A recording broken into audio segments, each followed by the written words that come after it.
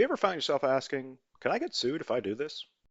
Well, if you have, you're asking the wrong question. Because in the land of litigation, you can be sued for almost anything. But just because somebody can sue you doesn't mean that they can win. A better question to ask is, will I give the other side everything they need if I do this? It's a pedantic distinction, but lawyers are pedantic people, so it checks out. Think about it. You can't control whether somebody sues you, but you can control what facts they have on their side. The system I'm going to talk about in this video is meant to help you not hand the other side everything they need. Get on with it! Traitor! The first thing that you need to know is that whether your project violates another's copyright is going to depend on your project in its entirety. Think of infringement as a spectrum.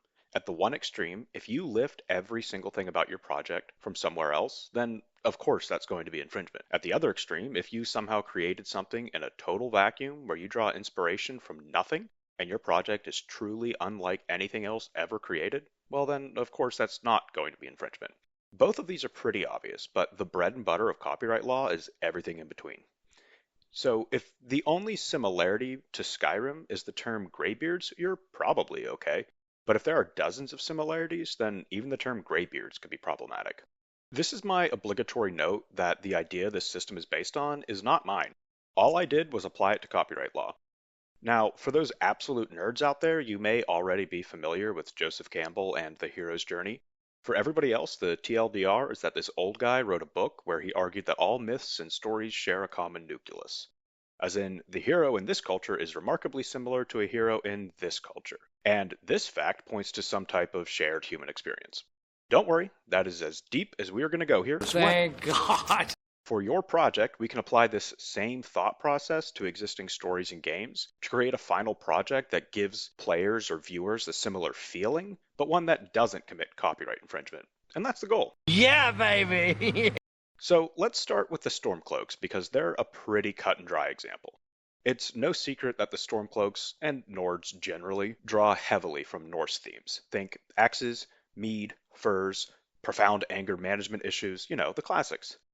Areas controlled by the Stormcloaks tend to have a lot of Celtic engravings on basically everything. Houses are made of wood, roofs are made of thatch, everybody has a beard. And not just the men, but the women and the children too. Now, to help avoid copyright infringement, you want to look at exactly what it is you like about the Stormcloaks. Is it Bethesda's specific expression of these Norse themes? I mean, probably not. Do you remember vanilla Skyrim? No. What you actually like about the Stormcloaks is how they play on those underlying Norse themes. That is the key thing to consider here. Because Bethesda's version of those Norse themes, those are protected by copyright.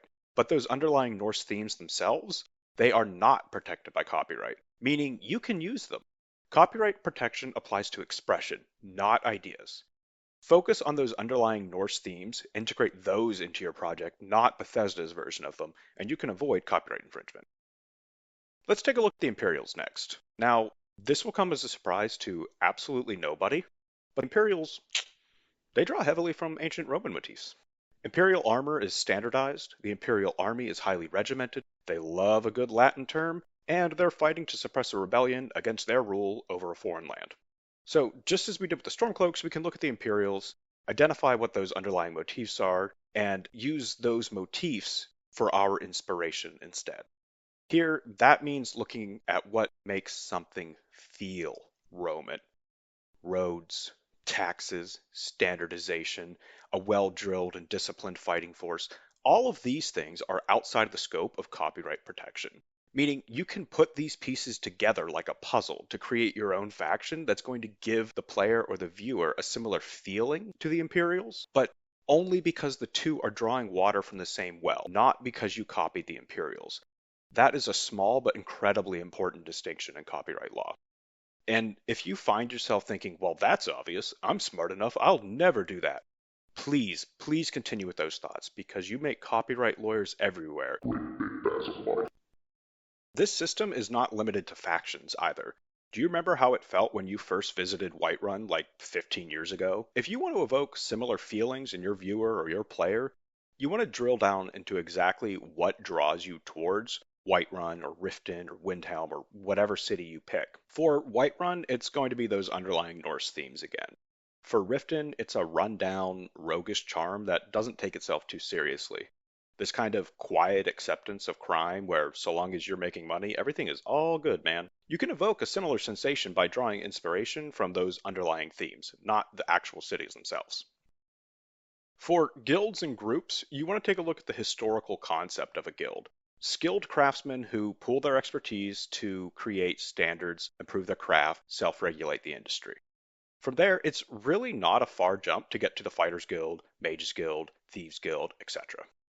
Where you want to be careful on this front is that there is comparatively less room to maneuver in this area. Meaning, if you create a group of mages who pool their expertise, train the next generation, push the boundaries of their own knowledge, that's totally fine.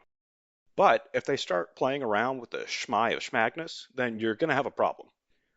Now, in a similar vein, having a group of melee fighters work together to clear dungeons, protect people, and be general good guys, that's okay. You can even have all of them be secret werewolves if you want.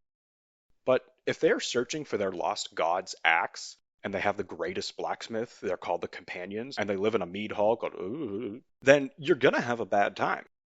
Remember, combining too many similar elements can land you in hot water.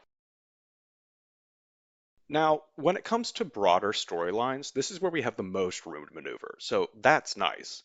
In Skyrim, the Dragonborn absorbs dragon souls to get stronger. You can create a character who has a similar ability in your project, but be aware that this is where the needle starts moving closer to the infringement side of things. If you do this and you have a dozen other small similarities, you could be on the fast track to the danger zone, bud.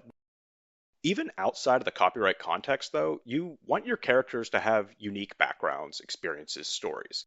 You want the player or the viewer to ask, why is the character doing this? You want them to have enough information to at least guess how that character would act in a hypothetical situation. So here the basic concepts of good writing align with avoiding copyright infringement. Just make your characters unique and interesting. As a species, we don't need another Ahsoka situation, okay? I want to wrap up by addressing a common misconception. People tend to think that they're safe from copyright infringement claims if they avoid using material that is owned by large companies. And that's like generally good advice, but please don't take that so far as to mean that stuff owned by the little guy is up for grabs. Infringement is infringement. Stealing is stealing. It doesn't matter if you're stealing stuff from Disney or a solo developer. The same copyright infringement claim is coming after you. Remember, getting sued is expensive, but getting sued and losing is even more expensive.